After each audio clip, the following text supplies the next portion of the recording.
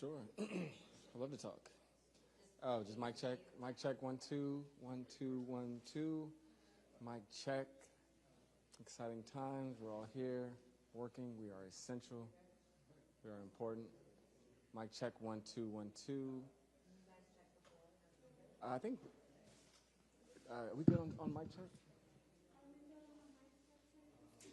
Okay. Yeah. Mic check. 1 2 1 2 1 2. Everyone good? Anyone else need a mic check? Cool. You good? Okay.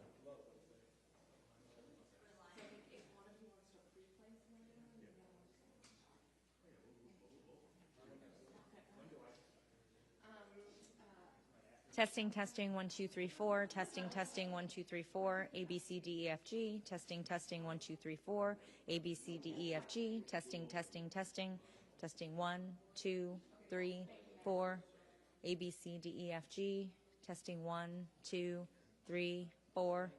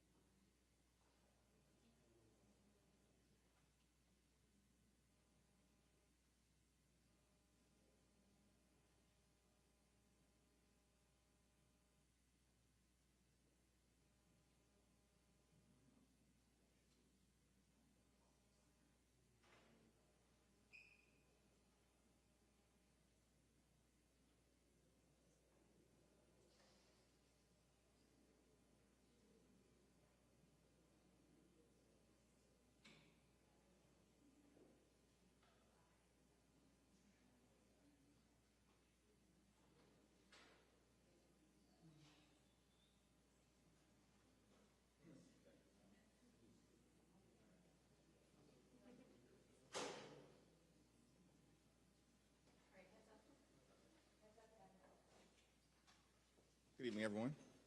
House and Senate Democrats have consistently made clear that we will sit down with anyone at any time and at any place, either here at the Capitol or over at the White House, to reopen the government, to enact a bipartisan spending agreement that actually meets the needs of the American people, and to address the Republican health care crisis.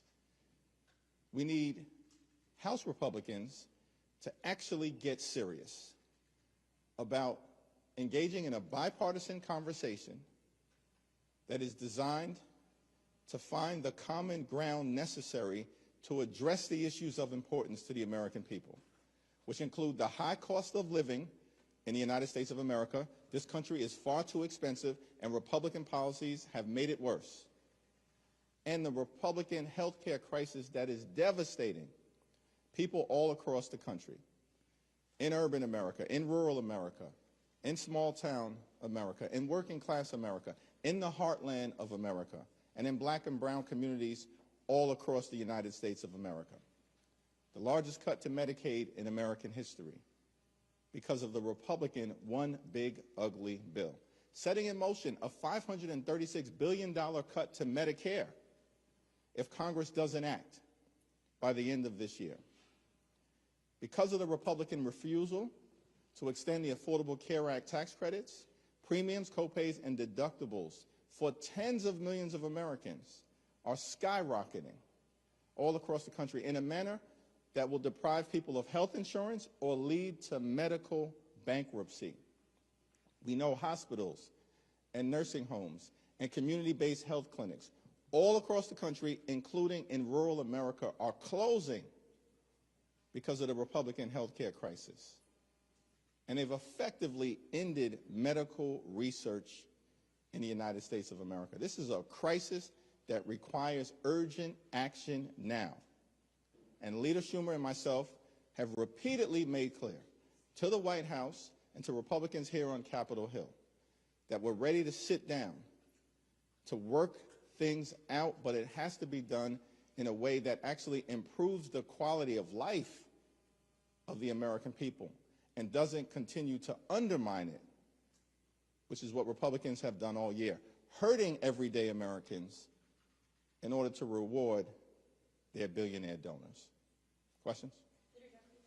Leader, thank you. I don't know if you heard the President's comments a short time ago in the Oval Office, but he did seem to indicate a willingness maybe to negotiate on the ACA subsidies. He said if we made the right deal, he also seemed to suggest that, well, he said something to the effect of we're talking to Democrats. So A, have you had any conversations as of late with the President or the White House? And B, what do you make of his willingness maybe to strike a deal here?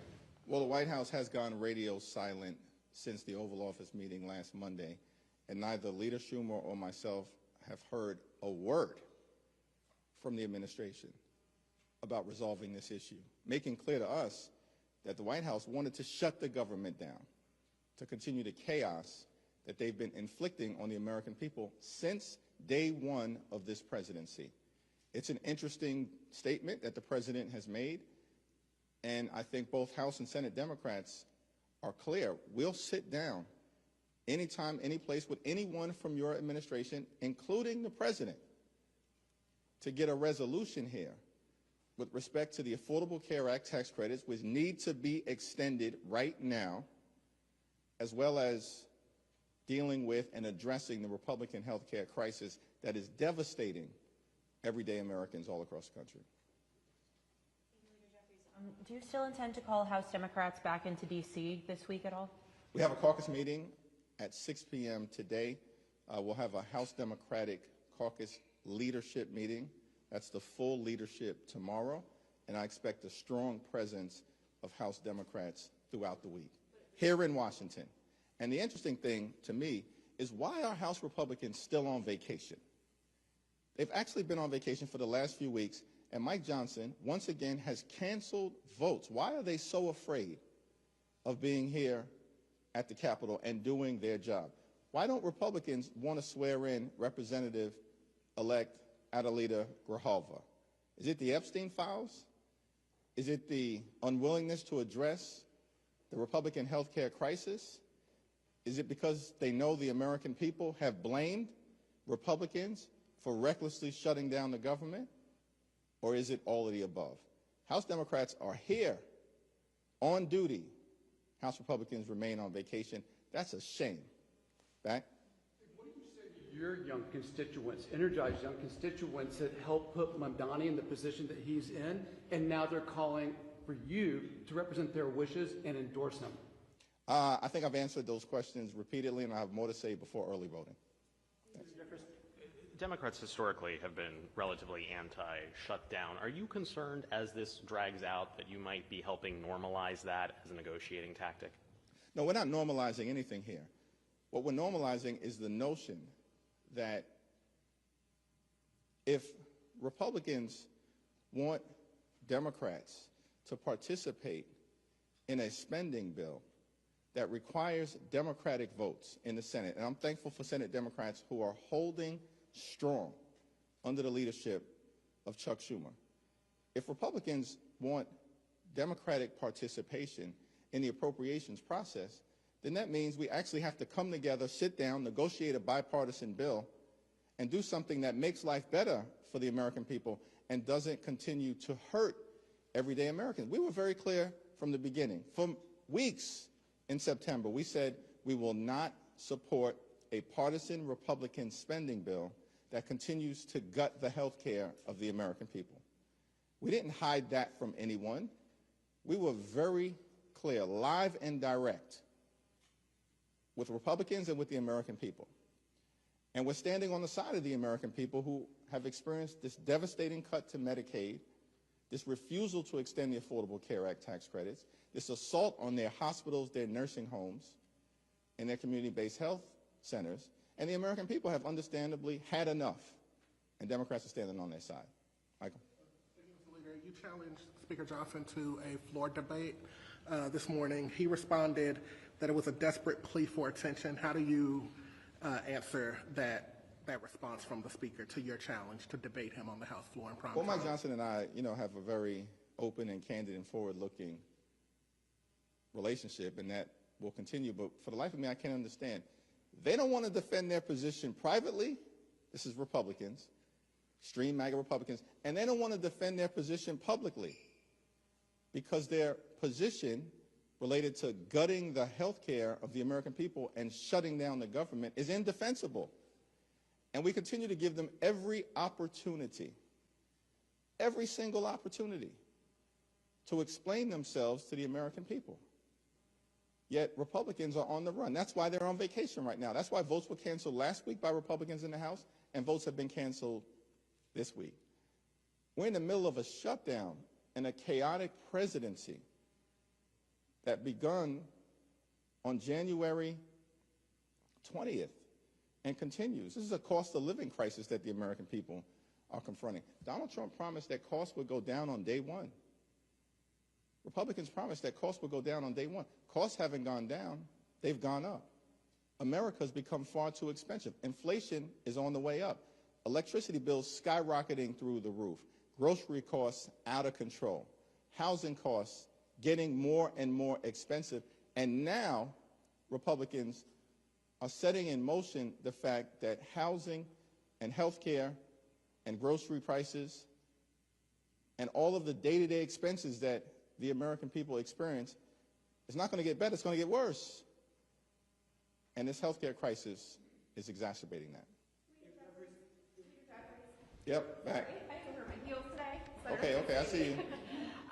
There was a new poll out today from CBS News. It was a CBS News and YouGov poll, and it basically says that Americans, by and large, pretty much evenly distribute blame on Republicans, Democrats, and then 30% blame both of you guys.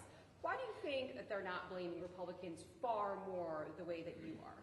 The overwhelming balance of public sentiment clearly is that Republicans control the House, the Senate, and the presidency. Republicans have shut the government down. They've shut the government down because of their refusal to address the health care crisis that they've created. We're standing on the side of the health care of everyday Americans, working-class Americans, middle-class Americans, and hard-working American taxpayers, and we're going to continue to stand on their side. because this issue matters. Lowering the cost of living matters. Making sure that the high price of health care doesn't continue to escalate in ways that's going to bankrupt people, that matters. That's why we're in this fight until we win this fight. Yes. Just to clarify, it wasn't just that President Trump said he would be willing to work with Democrats. He said, I'm going to quote him, "We are speaking with the Democrats, and some very good things could happen with respect to health care." So you're saying you've had no discussions with the White House at all. Do you know of any Democrats that have spoken to President Trump at all on this issue? I do not know of any Democrats who have spoken to President Trump or members of his administration on this issue of reopening the government, enacting a bipartisan spending agreement, and addressing the Republican health care crisis. President Trump did make those statements. Leader Schumer, I believe, has put a statement out in response indicating he's had no conversations with Donald Trump or the administration. And that's certainly been the case relative to us as House Democrats. That said, we're open. We've been calling for bipartisan conversations to address the Republican health care crisis, which includes extending the Affordable Care Act tax credits so that tens of millions of Americans don't experience dramatically increased premiums, copays, and deductibles in an environment where the cost of living for everyday Americans is already too high. And so if President Trump is ready to have that conversation and is ready to talk about health care and is ready to talk about the Affordable Care Act tax credits and extending them, we of course look forward to sitting down and having that engagement, reopening the government, and getting the spending bill situation resolved in a manner that helps the American people. Last question. Thank you, Leader Jeffries. What do you make, though, of the President's comments today? What does that signal to you? I think it signals the fact that Democrats have been talking about health care, and health care for the last several weeks. Republicans initially claimed that Democrats were not serious. We are very serious about the issue of improving the quality of life of the American people, about canceling the cuts, lowering the costs, and saving health care. Very serious about it. And we've made that clear from the beginning. And now it appears that President Trump, the administration, even House Republicans, including Marjorie Taylor Greene, acknowledge that this isn't a fake issue, that we actually need to deal with the health care of the American people, the skyrocketing health insurance costs, the fact that Republicans have broken our health care system, including the largest cut to Medicaid in American history, and they did it so they could reward their billionaire donors with massive tax breaks. By the way, Republicans enacted permanent tax breaks for the wealthy, the well-off, and the well-connected in the United States of America. Permanent tax breaks. And now the nerve of these people to say to us that we don't have the time or inclination to address the Affordable Care Act tax credits for working class Americans and can't be bothered to extend them at all. And certainly have taken a position that there's no circumstance where we will extend them permanently. This is because Republicans have very different priorities than we do. And our priorities as Democrats, House Democrats and Senate Democrats, will continue to be standing up for working class Americans, middle class Americans, and everyday Americans who need us to fight for their health care. And we're in this fight until we win this fight on their behalf. Thank you all.